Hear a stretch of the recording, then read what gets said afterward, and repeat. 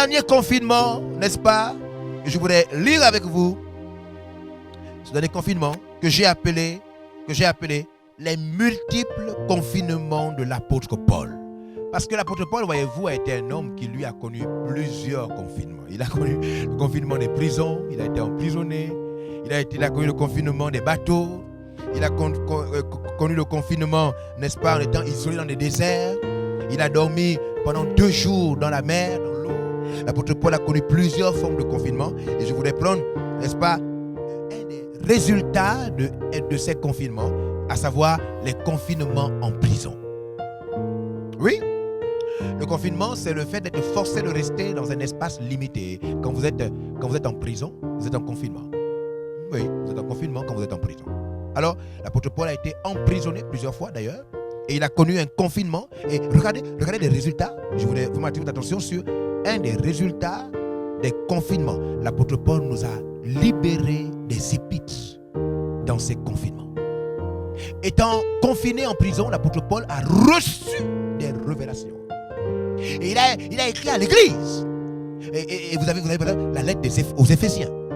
Quand vous lisez, à chaque fois que vous allez lire la lettre aux Éphésiens, sachez qu'il s'agit d'un livre qui vient d'un confinement.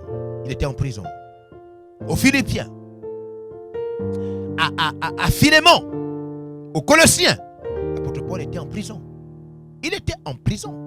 Au moment où il écrivait ses lettres, Paul était en prison, confiné. Son espace était complètement limité. Il était forcé de rester en cellule. Et permettez-moi de lire 2 révélations puissantes. 2 révélations puissantes de son temps de confinement. La première révélation se trouve dans les Philippiens. Regardez ce que Paul a découvert, reçu de Dieu. Quand il était, chapitre 3, il était dans son confinement, en prison.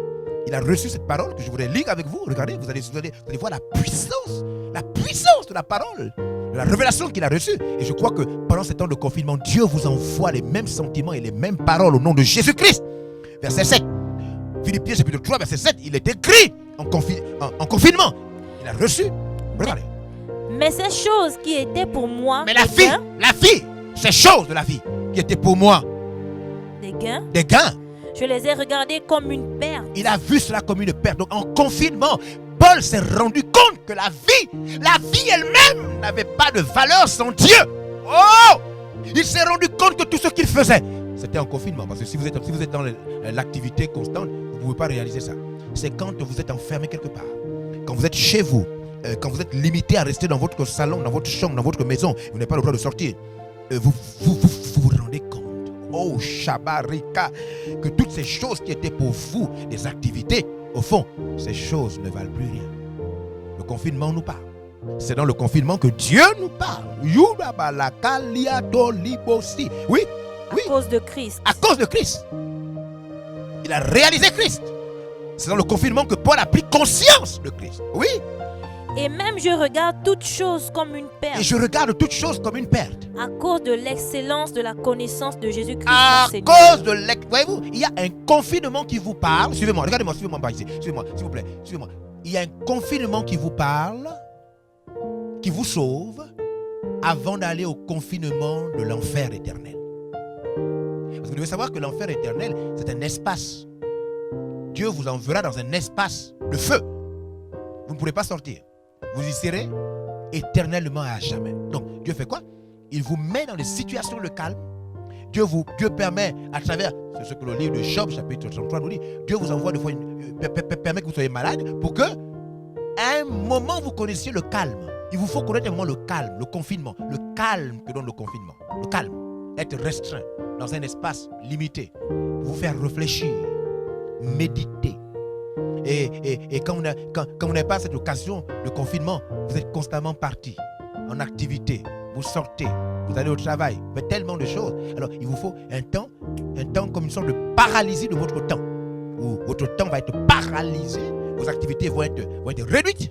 Et vous serez à un seul endroit, et vous allez commencer à réfléchir. Oh mon Dieu, la vie n'est rien. Oh, la vie n'est rien. Et dans ce temps de confinement, Paul, en prison, se rend compte que la vie n'est rien. À cause de l'excellence de Christ. Il voit désormais toutes choses comme de la boue. toutes choses comme de la peau. Voyez-vous? Donc le confinement nous révèle quoi? La vanité de la vie. C'est quand on est quelque part sans bouger, sans pouvoir aller trop loin, qu'on se rend compte que la vie n'est rien. Eh oui.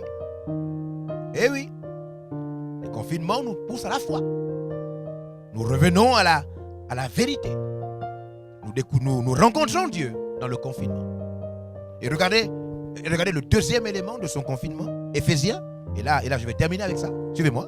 Éphésiens, regardez. Éphésiens, chapitre 6. Regardez combien de fois les confinements de Paul lui ont permis d'attraper ce qu'on n'attrape pas quand on est en pleine activité.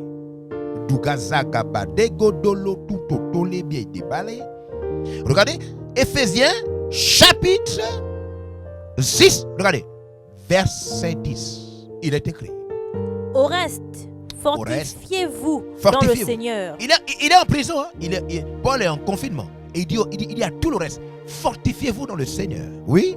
Et par sa force toute puissante. Et par la force toute puissante. Oui. Revêtez-vous de toutes les armes de Dieu. Revêtez-vous des armes de Dieu. Afin de pouvoir tenir ferme. Contre les ruses du diable. Contre les ruses du diable, oui. Car nous n'avons pas à lutter contre la chair et le sang. Voyez-vous? Oui. Mais contre les dominations. Contre les autorités. Contre les princes de ce monde de ténèbres. Contre les esprits méchants dans les lieux célestes. Le confinement de l'apôtre Paul lui a permis de comprendre que notre monde est dirigé par des forces incroyables. C'est pendant que Paul était en prison, en confinement, qu'il s'est rendu compte que plusieurs choses que nous voyons aujourd'hui ne viennent pas des hommes. Plusieurs pandémies. Et ces choses, et on dit que ça vient des animaux. Non. Paul dit, derrière ces pandémies, derrière ces catastrophes naturelles, derrière la première guerre, la deuxième guerre mondiale, il dit, se trouvent des forces négatives. Des esprits sans corps, appelés des autorités, des dominations, des princes méchants des ténèbres.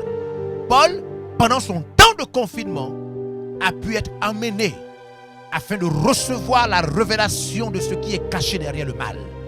Paul s'est rendu compte que nous n'avons pas à lutter contre la chair et le sang, mais contre des forces négatives, des esprits, des démons. Mesdames et messieurs, je vous rassure, et cela va commencer à être l'objet de mon entretien demain. Je crois et j'en suis persuadé, le Covid-19 vient du diable.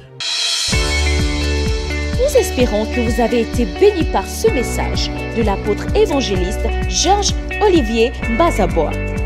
Vous pouvez permettre à toute personne de jouir de cet enseignement en devenant partenaire par vos dons, dîmes et offrandes au numéro de compte inscrit.